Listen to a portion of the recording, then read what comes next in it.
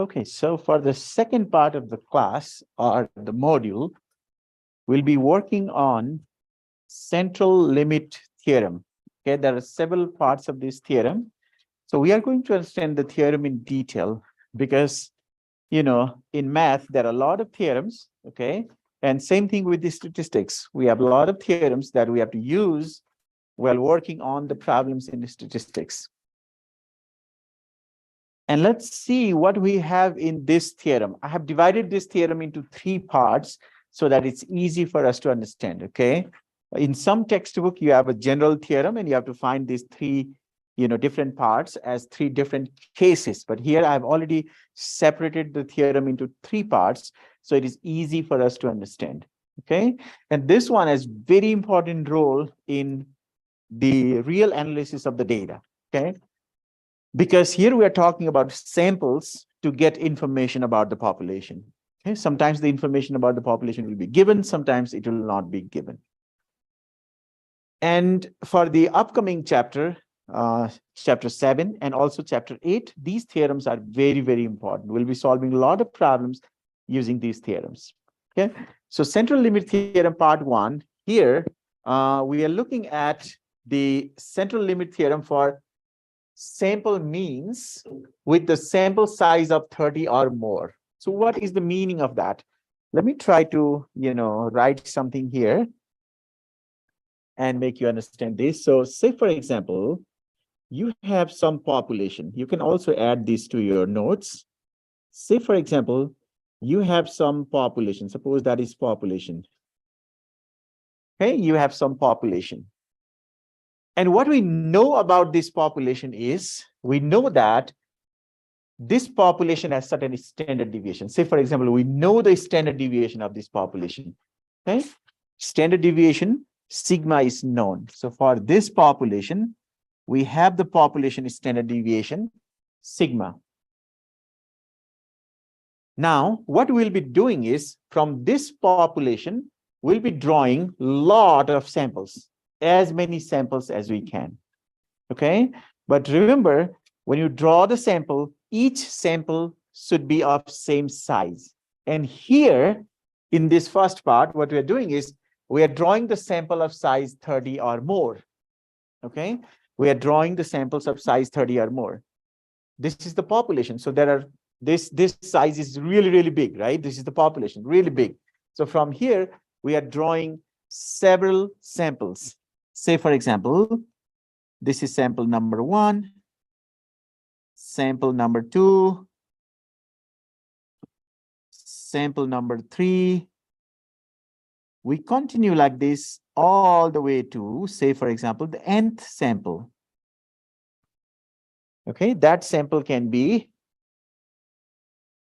let me write, instead of writing Sn, let me write Si for the last sample. So I can be any number. Maybe this is I is 50. If I is 50, we have 50 different samples, okay? If I is 100, we have 100 different samples, okay? We have to take as many samples as it is possible from this population. But remember, the size of the sample should be more than 30. And in each case, the sample size should be the same, okay? Meaning of that is, for example, if the sample size in the first one is n, maybe n is 35, it should be same everywhere. Sample size should be same everywhere. Sample size must be n, same, equal, okay? And it should be greater than 30. So greater than 30, it can be 30, right? 30 or more. These all sample size can be 30 each, or 31 each, or 31, 32 each, or so on, okay?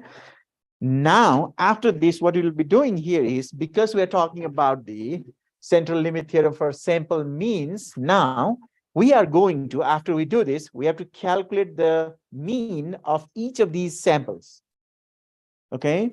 So, for example, what is the meaning of this? If you look at sample 1 here, the meaning of that is, in this sample, you have more than 30 elements, right? Or you have more than 30 data pieces, right? So when you have more than 30 data pieces, we can easily enter those data in our calculator and get the mean and standard deviation, whatever we want, right? So here we are only interested in mean. So let's find the mean. Say, for example, the mean of the first one is x sub 1 bar, because x bar is the mean. It is for the first sample, so x sub 1. Similarly, next one is x sub 2 bar, x sub 3 bar, and we continue all the way to x sub I bar. We find the mean of all the samples. Now, if we try to draw the distribution, of these means, what I mean by that, for example, if I want to draw the graph for these values, because these values, say for example, x1, it is the mean, right? It's going to be a number, maybe like 25, right? Maybe this is also the mean, so maybe this is 27. Some numbers will be there. These are the averages. So we are going to draw those averages along the x-axis. And so what we're doing is, along the x-axis, we are going to graph all the mean. Some means may be more and some are less. So maybe some are taller, some are shorter. But if we graph all these, what we'll see is, surprisingly enough, you are going to see that the distribution will be normal. You are going to see that the distribution will be normal. Okay, if you do that, this is going to be a normal distribution. Normal. And this distribution here, you can see that this distribution is the sampling distribution of sample mean. We draw the distribution for all these sample means. That is why we called that the sample distribution. Okay, we call it sample distribution. The sampling distribution of sample mean, you'll see that it is approximately normal. Okay, we make the sampling distribution of sample mean, and that is approximately normal.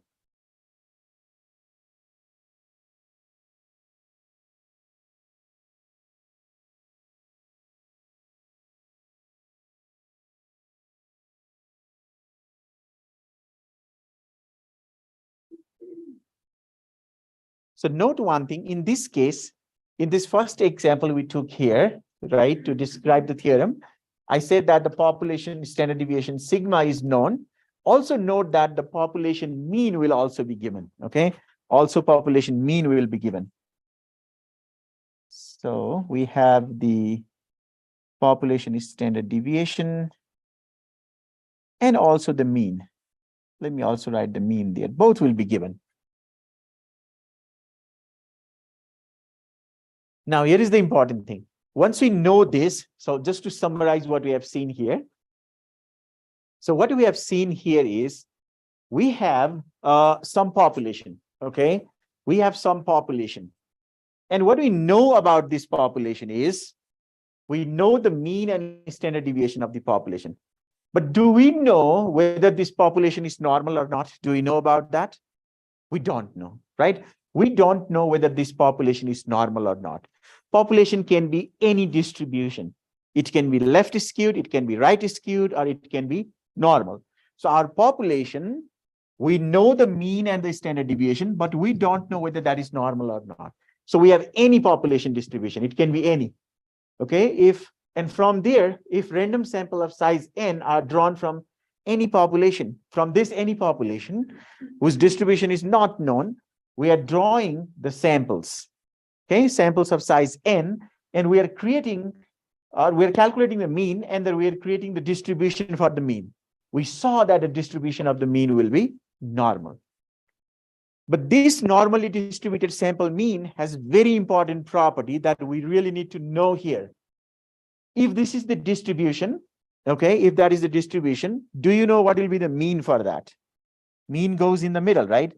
Mean goes in the middle. And that mean of the sampling distribution will be equal to population mean. Okay, mean of the sampling distribution will be equal to population mean, as I have written here. You can see here in this picture, right? Mean of the distribution of the samples is equal to population mean. Okay, mean of the distribution of the sample is equal to population mean. And also, because this is the normally distributed graph, we need the mean and also the standard deviation. And if we want to know the standard deviation of that, we write like this: sigma sub x bar. Why sigma sub x bar? Because it is the standard deviation, so sigma. But standard deviation of what? Standard deviation of these distribution of mean. Along the x-axis, we have the mean, right? That's why sigma sub x bar is equal to, it is also related to the population standard deviation. It will be population standard deviation divided by the square root of n. Population standard deviation divided by the square root of n. And you can see I also have that formula right here.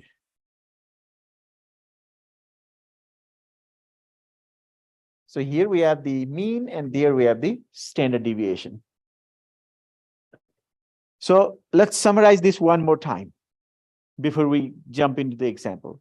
So what we have in this central limit theorem first part. In central limit theorem first part, we have a population. Okay, first we'll have a population, and that population can be any distribution. Okay, any distribution. This population can be any distribution. It can be left skewed, right skewed, normal, or something else, or maybe it look like this first graph here. Okay, so it can be any type of population distribution. From there, we are drawing several samples of size n, where n is 30 or more. Sample size must be 30 or more. And then for each samples, we have to find the mean. Okay, and we have to draw the graph for the mean. And we'll see that the distribution of the sample means will be normal. Distribution of the sample mean will be normal. And for that normally distributed sample means, the average will be equal to population mean, and standard deviation will be equal to population standard deviation divided by the square root of n. Okay, so that is the first part of the central limit theorem. Now, before we jump into the example, are there any questions on this one?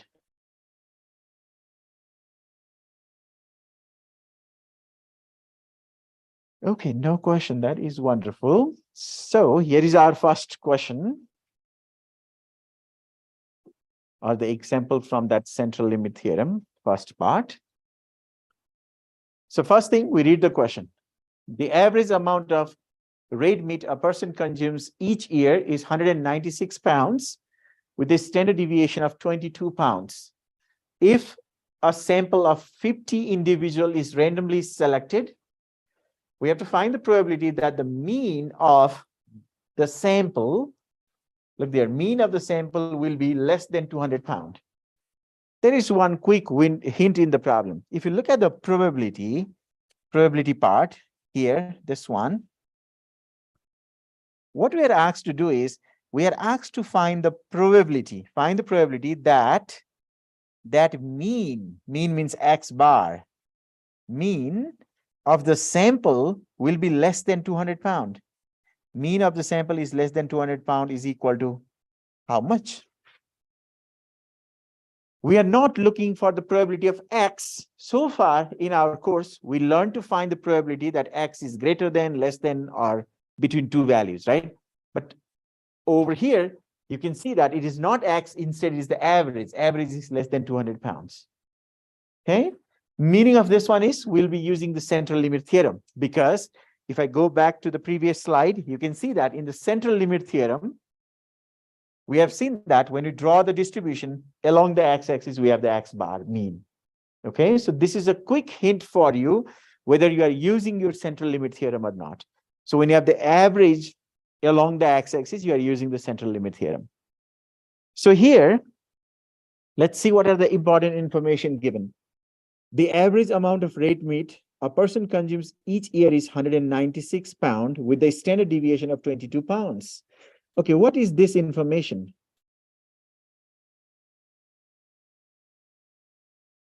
This information is about the population, right? In general, if we talk about the overall population, then the mean amount of meat, red meat consumed is 196 pounds, and the standard deviation is 22 pounds. So you can see that we are talking about the population, and that population, for that population, we know the mean and the standard deviation of that population.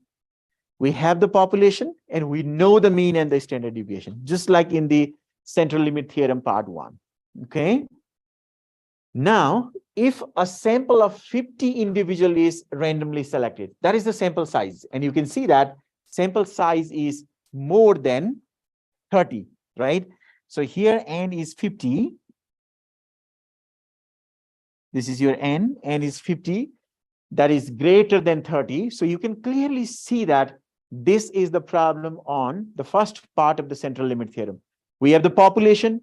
We don't know whether the population is normal or not, but we know the mean and the standard deviation. Okay. From there, the sample is drawn and sample size is more than 30. Right? Just like in the first part of the central limit theorem. And at the end, we are also looking for the probability that the average or the mean is less than 200. So this is our central limit theorem problem. So that is where we are going to begin. So we can write this information about the population and sample here. So let me write like this.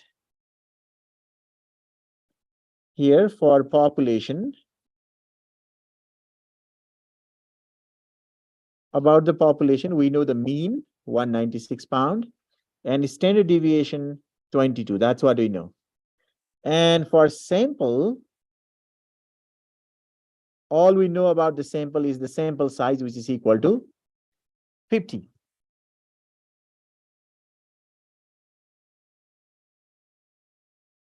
So for the population, we know the mean and the standard deviation. For the sample, we know the sample size. Now, what we know is by central limit theorem, we can write like this. Let me write here. By central limit theorem, the sampling distribution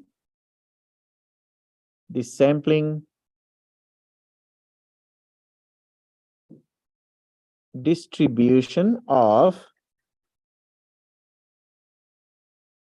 sample means is normal. That is what we know from central limit theorem. Sampling distribution of sample mean is normal. Okay, so we can draw that distribution. We can draw that distribution. So at the side, let's draw that distribution.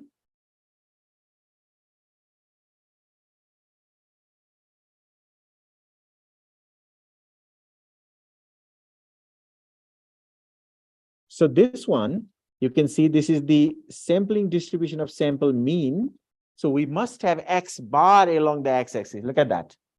Because this is the sampling distribution of sample means, we have X bar along the x-axis. Okay. And then for this distribution, you know that it's a normal distribution. Mean is equal to mu sub X bar, and standard deviation is sigma sub X bar. Because it is for the mean of the sampling distribution. So mu sub X bar, standard deviation for this distribution, sigma sub X bar. Okay. And we know that, we know these two values. We know that mu sub X bar, mean is equal to population mean. That's what we have seen in the theorem, which is equal to 196. Okay. Mean is equal to population mean. So that's equal to 196. And the standard deviation, we can write this. Standard deviation is equal to population standard deviation divided by square root of n, which is equal to population standard deviation is 22 divided by square root of 50. We can leave it like that for now. 22 over square root of 50. Now, you know that in the middle of this distribution that we have drawn here, mean goes in the middle, right? And that mean is 196. So 196 goes in the middle. So we can show that 196 in the middle. 196 in the middle. And then we are pretty much ready to calculate the probability. We want the probability that the average is less than 200. So here we have 196. Now tell me, 200 will be on the left of 196 or on the right of 196? On the right, because it is greater, right? So let's show that there. Okay, so say, for example, there is 200. Suppose there is 200. And we want the probability that X is, or the average is less than 200. Less than, so do we say it on the left or on the right? On the left, right? Less than on the left. Okay. So let's set it on the left.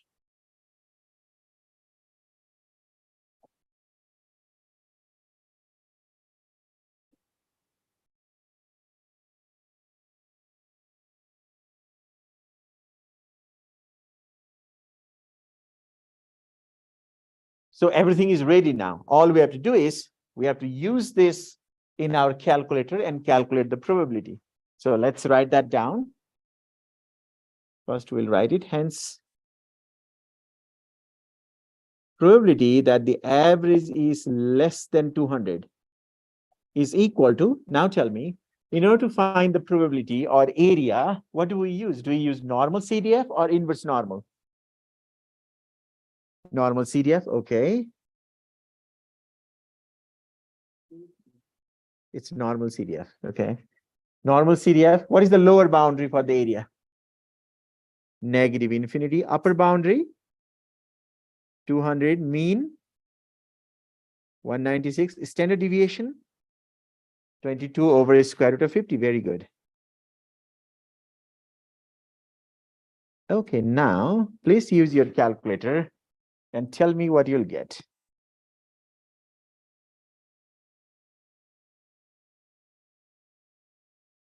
Everybody, please use your calculator.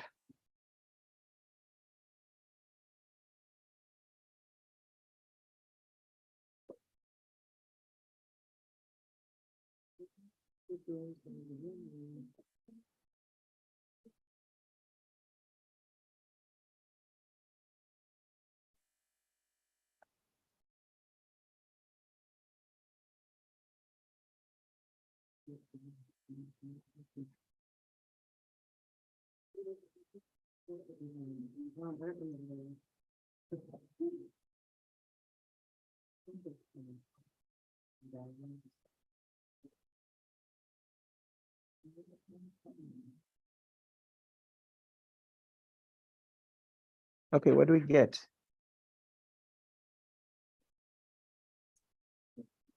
Yeah, I know. It has been a week, right?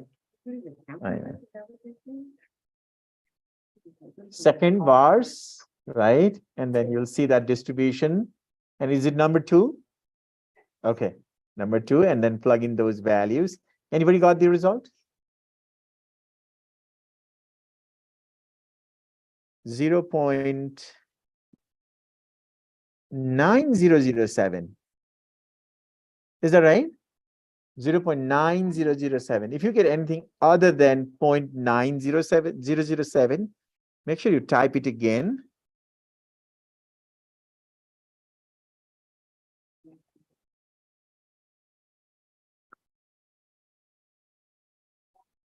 Yes, okay, good. That's good. Oh, negative infinity. Okay.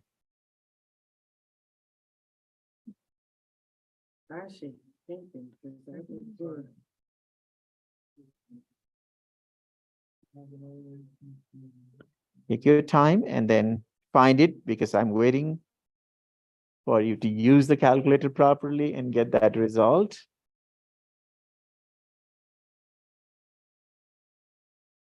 Do we get that value here? Yes. That's totally fine. If you want to solve it and put that value, that's totally fine. Yeah. Same result. Yeah. You are welcome.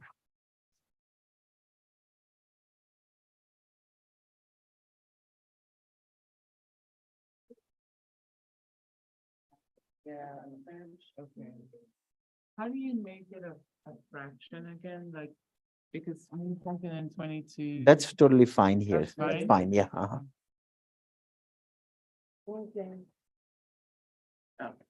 You got it?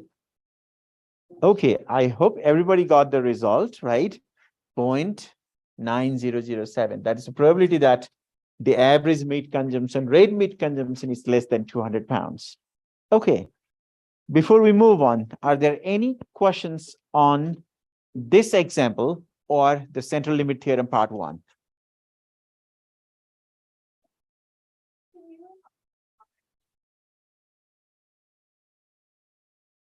Because in order to find the area or probability, we have two, important prompts that we use in our calculator. Okay, the first one is to find the area. To find the area or probability, the function for our calculator is normal CDF. That's how the system is built in there. Okay, that is the comment for area or probability. But if you want to find the x or z value, the values along the x-axis, in that case, you have to use inverse normal.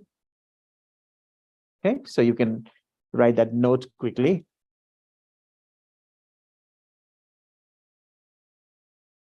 Any other question, any other comment, anything before we move on? Yes. Just how do you type in The for like infinity? How do we type infinity in our calculator? So you press second and then comma. When you do second and comma, it will give you E, right? And then 99. E99 will be infinity in our calculator. You press second and then comma, that will give you E and then 99. Did you find it? Did you see comma in your calculator? It's above the second. Oh, yeah. Okay, good, good. Okay, now let's move on to the second part of the central limit theorem. Similar concept here, but the difference is, we'll have the population. Okay, so in second part, we have the population just like in the first. We can also draw this. So we have the population. But remember, this population is normal. Okay, population is normal, and we also know the mean and the standard deviation. In the first part, we don't know whether the population was normal or not. Now we know the population is normal with mean and standard deviation. Just like here in the first picture, that is our population, where we know the mean and also we know the standard deviation, and the distribution is normal. And from here, we'll be drawing several samples, S1, S2, S3, and so on, all the way up to say SI. I can be any. It can be 50 or 70 or 80 or anything. So we draw several samples from there of equal size. Sample size is same in each case. Okay, sample size is n. It can be sample size n. But remember here, in the first part, your n must be greater than or equal to 30. But here, because the population is normal, sample size can be any. Okay, it can be any sample size. So there is no restriction on the sample size, any sample size. Okay, from a normally distributed population with the mean and the standard deviation known, we are drawing several samples of any size. But remember, the size of sample 1, sample 2, sample 3, they must be equal. Okay, but the sample size can be any. When I say any, it can be less than 30, it can be 30, or it can be more than 30. Okay, then just like in the previous one, we'll calculate the mean. Mean of the first sample, let's say x of 1 bar, x of 2 bar, third one, x of 3 bar, all the way up to x of I bar. Those are the averages. And if we draw the graph for this, which I have already drawn here in the second picture, that is, we are drawing the sampling distribution for this sample means. If we draw the sampling distribution for this sampling mean, you'll see that the distribution is again normal. Because the population is normal, whatever the sample size may be, the distribution of sample mean will be normal. Okay, but in the first part, if you remember, if the population is any kind of distribution, then for the sampling distribution to be normal, the sample size must be 30 or more, right? That's what we have seen in part 1.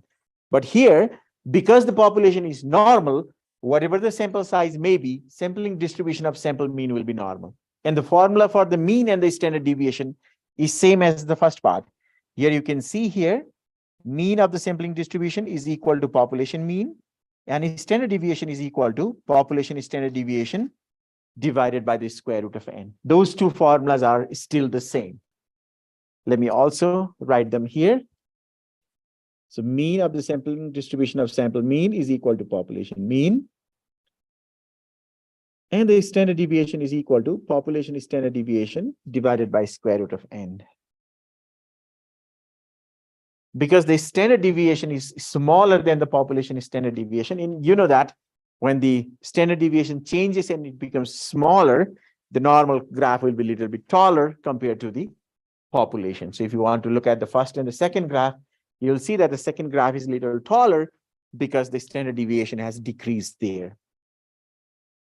So that is the central limit theorem part 2. We can quickly look at the example based on this, but before we move on to the example, you can ask me questions if any.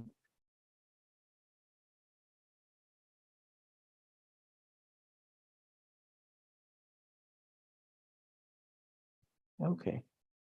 So look like there is no question. So let's look at the example. Okay. Here is our example. Let's read the question first. The height of women are normally distributed with the mean of 63.6 inches and standard deviation 25.5 inches. If 10 women are randomly selected, we have to find the probability that they have mean height more than 63 inches. So if we look at that last sentence again, just like in the first example, you can see that here we are looking for the probability that the mean height, that is average, okay? Probability that average height is more than 63 inches. Greater than 63 inches is how much? So because we are talking about the average, probability of the average, you should know that this is the problem on central limit theorem, okay? So we can write the information about population and the sample. So here you can see, here for population,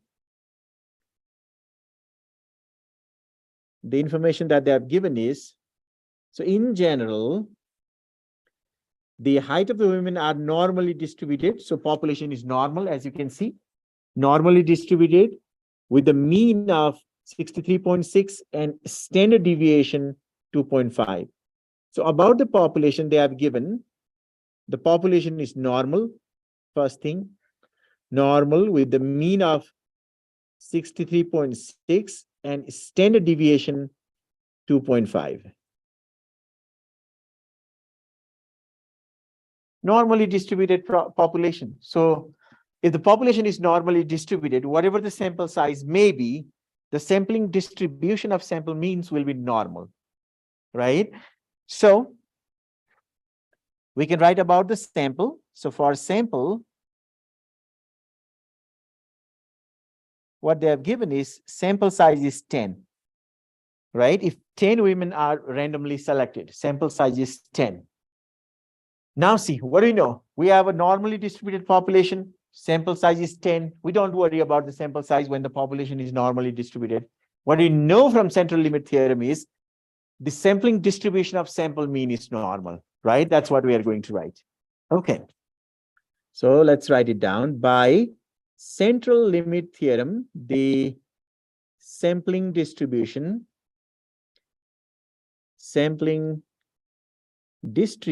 of sample means is normal. Okay, it's normal with the mean equal to population mean, and the standard deviation is equal to population standard deviation divided by square root of n. So we can write this value. So the mean is equal to population mean, which is 63.6. And standard deviation is 2.5 divided by the square root of 10.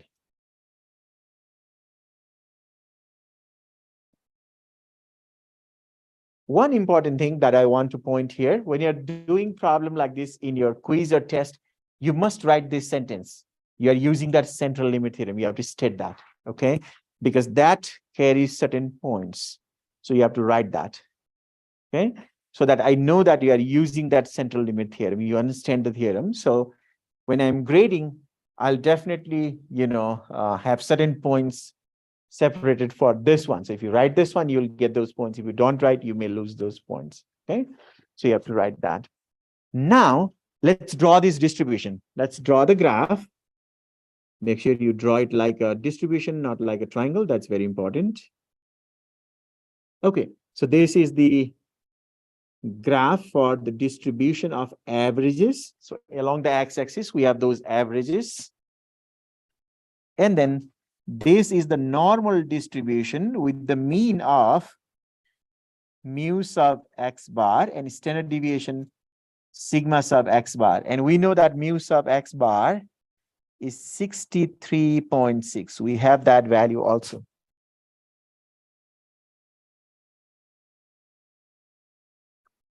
Okay, so for this distribution, we know the mean and the standard deviation. So we can easily find the probability. We want the probability that x is greater than 63. So look at the board, everybody. Here is 63.6 in the middle, right? So 63 will be on the left of that or on the right of that? On the left, because it is smaller, right? So we'll draw that. We'll draw that on the left.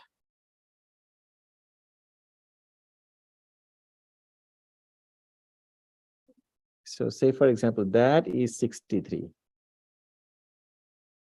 And then we want the probability that x is greater than 63, as you can see, right? Greater than 63. So greater than 63, that means, do we say it on the left or on the right? Greater. On the right. Okay, let's do that. Very good.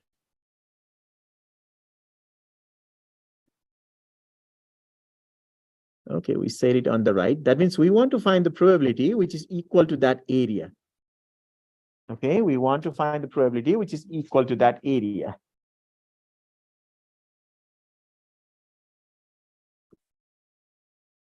Now tell me, if I want to find the probability that average is greater than 63, I'm looking for probability. So in order to find the probability or area, do we use normal CDF or inverse normal? Normal CDF. Okay. Normal CDF. What is the lower boundary for the area? 63. What is the upper boundary for the area? Infinity. Very good. What is the mean? 63.6. What is the standard deviation? 2.5 over square root of 10. Very good. Now please type the information in your calculator and tell me what you'll get.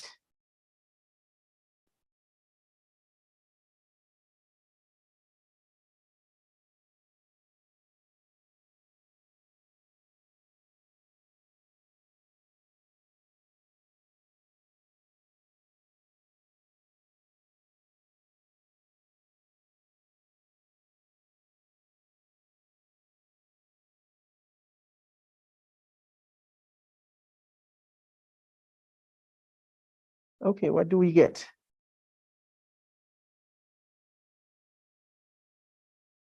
Zero point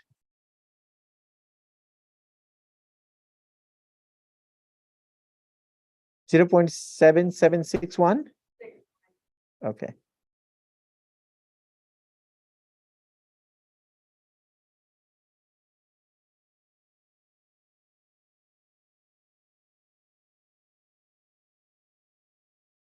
Probably you got 60 because you have simplified that. That's why. Yeah. But it's okay. Just that last number off by 0 or 1, that's okay.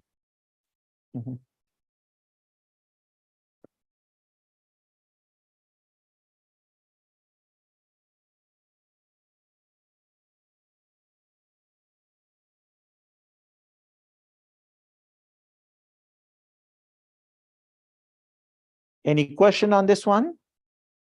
Are we all good in using the calculator? Yes, that's good. That is very good.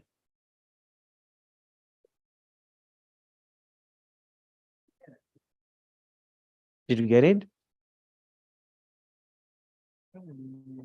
Let me try again. Yeah, you can try again. You clear everything and you start press on your calculator.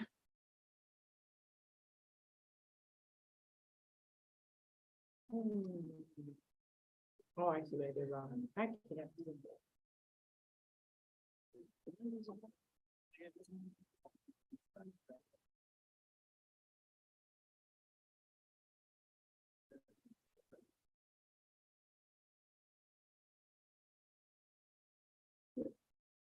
Got it? Okay.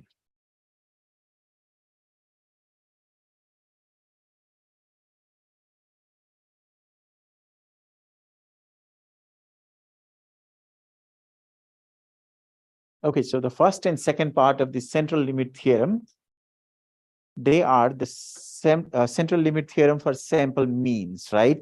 On the x-axis, we are calculating the mean and we are drawing the distribution, okay? So that's why those two are the sampling distribution for sample means. Now, the next one we are going to look at, it's going to be the central limit theorem for sampling proportion.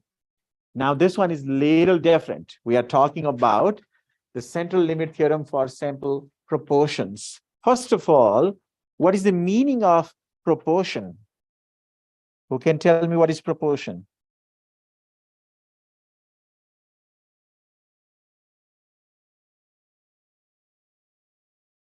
Say that again. Amount of number compared to the other number. That's right. For example, if I ask in this class, what proportion of the students in my class have GPA more than 3? Right? If that is my question, how do I find the proportion? In order to find the proportion, what I'll be doing is I'll check how many of you have GPA more than 3.5, and then I divide that by the total, okay, to get that fraction. So we can say that proportion is the part of whole.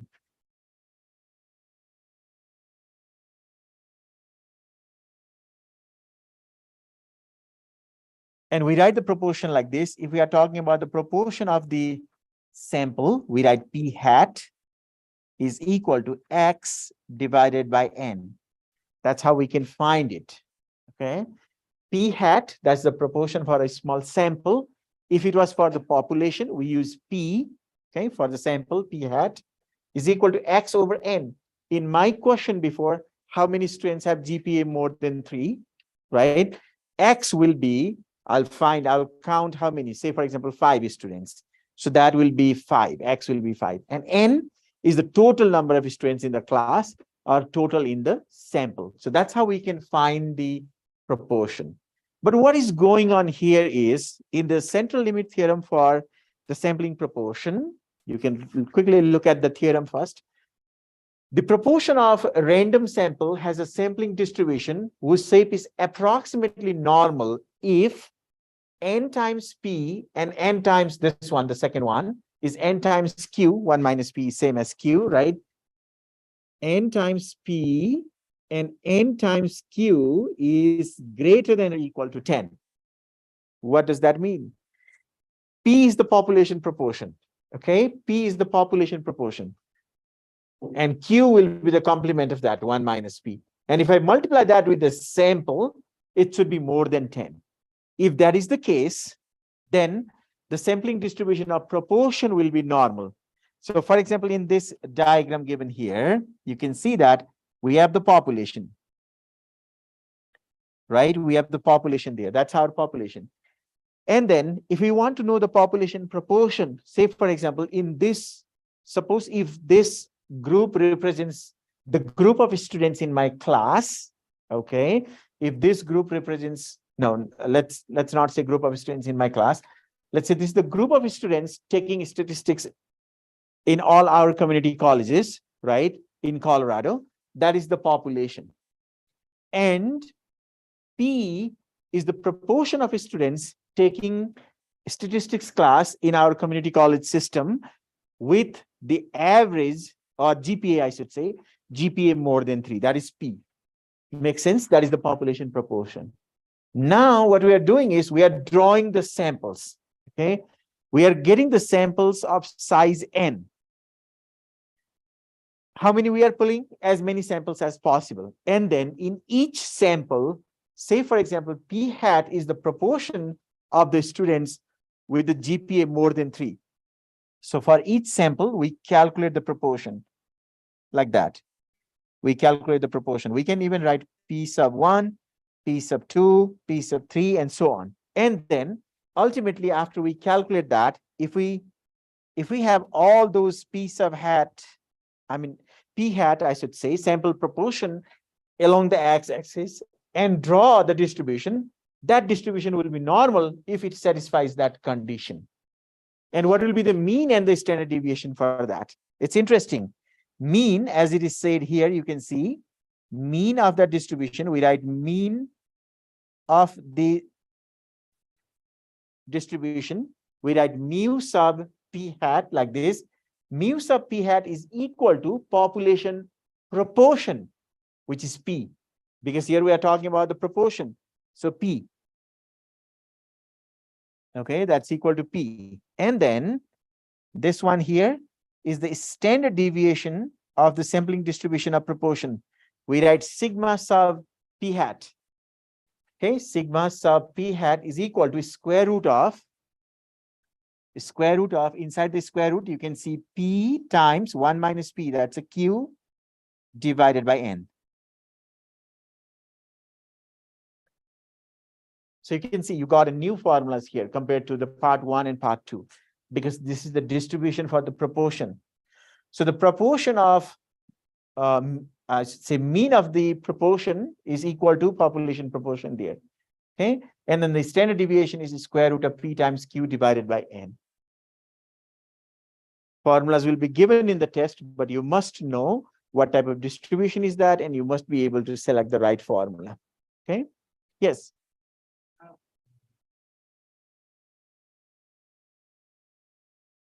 What is the exact purpose of calculating that? Okay, so what is the exact reason for calculating those P hats, right? In real world, we'll not be able to access the whole population. Remember that?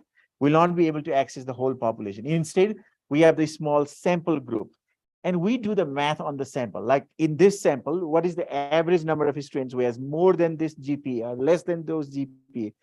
So we are more focused on the P hats. That's why we need that. And then when you want to calculate those probabilities, or when you want to find those values, what we depend on the normal distribution. And for that normal distribution, if it is a normal distribution, we need to know the mean and the standard deviation, which depends on the population, right? So once we have those information, we can easily tackle any samples. That's why we need to calculate that P hat. Make sense?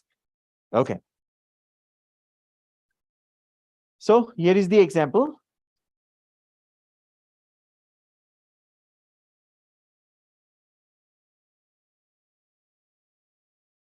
Okay. A report states that 48% of high school graduates are interested in STEM discipline. So when we say this, a report states 48% of high school students or high school graduates are interested in STEM discipline. This is about the general population, okay? That is the information about the population. This one is the information about the population. So we can write here for population. What we know for population is population proportion is equal to 0.48. Does that make sense? Because 48% means 0.48. So that is about the population. Now, what is going on with the sample? A random sample of 90 freshmen is selected. Okay, a random sample of 90 freshmen is selected, and we have to find that probability. So about the sample, what we know is we know the sample size. What is the sample size? 90. And we want to find the probability. We have to find the probability that less than 60% of them are interested in the STEM discipline. So we want to find the probability that the proportion of the student, because we are talking about the percentage here, proportion P hat is less than 60%. 60 means 0.60. Is that right? So we want to find that. What is that equal to? We want to find the probability that P hat is less than 0.60. And you know that P hat is the sample proportion. So that means this is the problem on central limit theorem. But first we have to check what is n times P and n times Q here. Okay, because it is related to the proportion, we have to find that. Tell me this one, n times P. N is 90, P is 0.48. What is that equal to? How much is that? 43.2. Is it greater than 10? Yes. And let's also see n times Q. N is 90 if P is 0.48, Q is 0.52, right? Because total should be 100. Is that right? And then if you multiply that, is it also greater than 10? That is also greater than 10. So that means since n times P is greater than 10 and n times Q is greater than 10, we can use the central limit theorem, right? So now we can write that sentence by central limit theorem, the sampling distribution of, in this case, it is proportions. Proportions is normal. Okay, sampling distribution of proportion is normal with, you know, the mean now. Mean of that distribution is equal to population proportion P, which is 0.48. And then the standard deviation is equal to square root of PQ over N. So you plug in those values, P is 0.48. Q will be 0.52 divided by N is the sample size, which is 90. And we can quickly simplify this because it is a long expression there. You can type that in your calculator to see how much you'll get.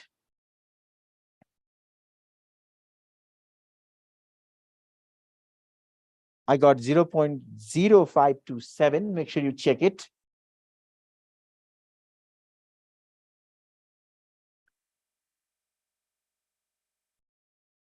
Inside the square root, you are multiplying these two and dividing by 90.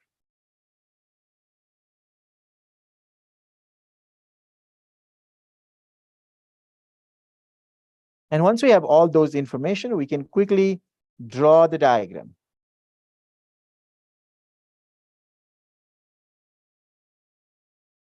With P hat along the x-axis, and this is the normal distribution with the mean mu sub P hat, standard deviation, sigma sub P hat. And in the middle, mean goes in the middle, which is 0.48.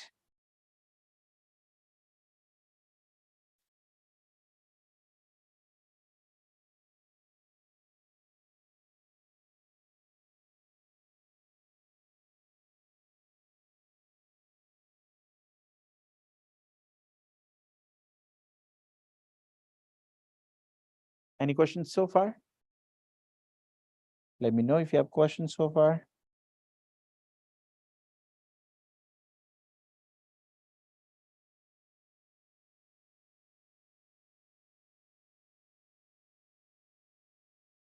Now look here. So here in the middle of this distribution, we have 0.48. What we want is, we want the probability that the proportion P hat is less than 0.60. If 0.48 is here, 0.60, is it on the left or on the right? It's on the right, okay? It's on the right, so let's draw that. So that is 0.60. And then we want the probability that P hat is less than 0.60. So do we set the area on the left of 0.60 or on the right? We have less than, so less. Okay, good. On the left. So let's set that area.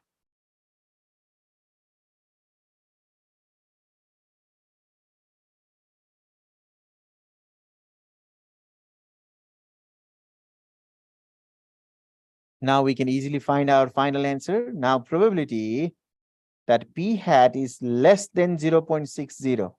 We are calculating the probability. So do we use inverse normal or normal CDF? Say that again. Normal, right? Because we are looking for the area, normal CDF. Lower boundary, what is the lower boundary for the area? Negative infinity. Upper boundary, 0.60, okay. What is the mean? 0.48. And what is our standard deviation in this case? Say that again, what is it? That's right, 0.0527. Very good. Now you can type that in your calculator and tell me what you'll get.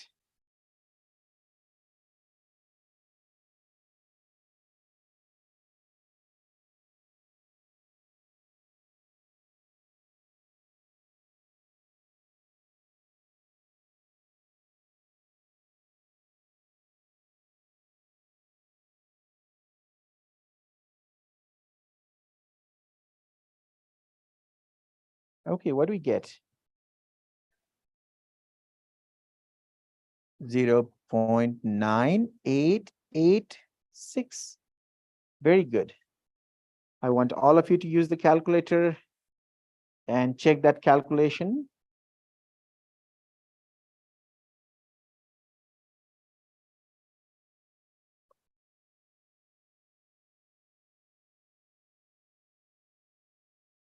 If you are struggling with your calculator, let me know.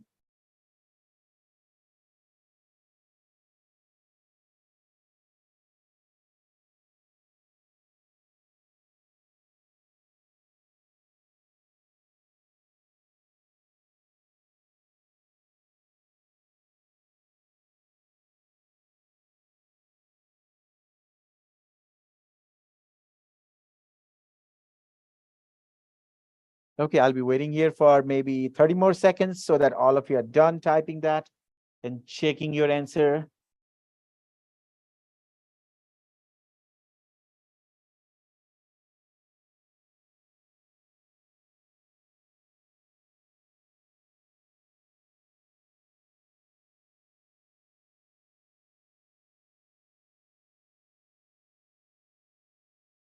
Okay, now let's quickly summarize what we have done so far in today's class. So today what we did is we talk about the central limit theorem along with the sampling distribution, right? So when you're working on the central limit theorem, we saw that we were looking at the sampling distribution of sample mean and sampling distribution of sampling proportion, right? So here is the quick summary of what we have studied so far. So when we say sampling distribution, we are talking about the probability distribution of sample statistics. When we say sample statistics, if you look at these three theorems in first and second part, we have X bar along the x-axis, and in the third one, we have the P hat. Those X bar, the average of the sample, and then P hat, the proportion of the sample, they are called the sample statistics. Okay, so when you have the distribution of the sample statistics, then we call that sampling distribution. Like in the first and the second theorem, we have mean along the x-axis. We have sample mean along the x-axis. So that is called the sampling distribution of sample mean. And if you look at the third part, we have proportion or P hat along the x-axis, and we call that sampling distribution of proportions. Okay, so quick meaning of all those terms there. It's there in your note catcher, right? Okay, and then if you look at the sampling distribution of sample means, we saw that the sampling distribution of sample mean is the distribution using the mean computed from all possible random samples. We were drawing the samples S1, S2, S3, all the way up to Sn, right? and calculating the mean and drawing the distribution. And by drawing the distribution, what do we got? What are the properties of these? There are two important properties for the distribution that we want to know. The first one is, you can see, it's interesting. The mean of the sample means, that is mu sub x bar, is equal to population mean. That is the meaning of that. Okay. And if you look at the standard deviation, what we saw is the standard deviation of the sample mean will be smaller than the standard deviation of the population, because we're dividing by the square root of n, right? And it will be equal to the population standard deviation. So if I want to write that, that is equal to population standard deviation divided by the square root of the sample size. Those two formulas, these are the key properties of the sampling distribution of sample means. If you want to write the meaning of those two properties, you can write these two formulas. That's what they are talking about. Although it's written in big sentences there, they are just saying those two little formulas.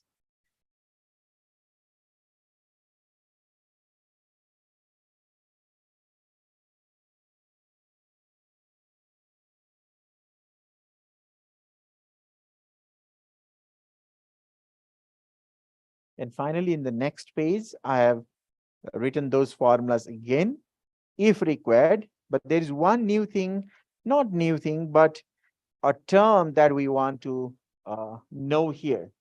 This one, the standard deviation that we calculate here, standard deviation is equal to sigma over square root of n. That is the standard deviation of the distribution, right? Standard deviation of the sampling distribution. The standard deviation of the sampling distribution, it is also called the standard error. Okay, sampling distribution, standard deviation of the sampling distribution, it is also called the standard error, sometimes written in short as SE. So note that SE is equal to sigma over square root of n. So don't get confused with that term.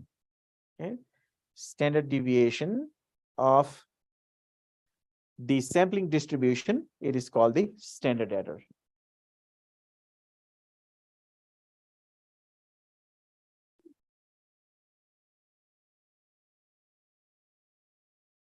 So that was about the sampling distribution of sample mean, as you can see. That is like the first and second part of the theorem. And we'll talk about the third part of the theorem and also more about the sampling distribution in our next class. Okay. We are not yet done with this. We are just done with the first part of the sampling distribution. We'll do the remaining in our next class.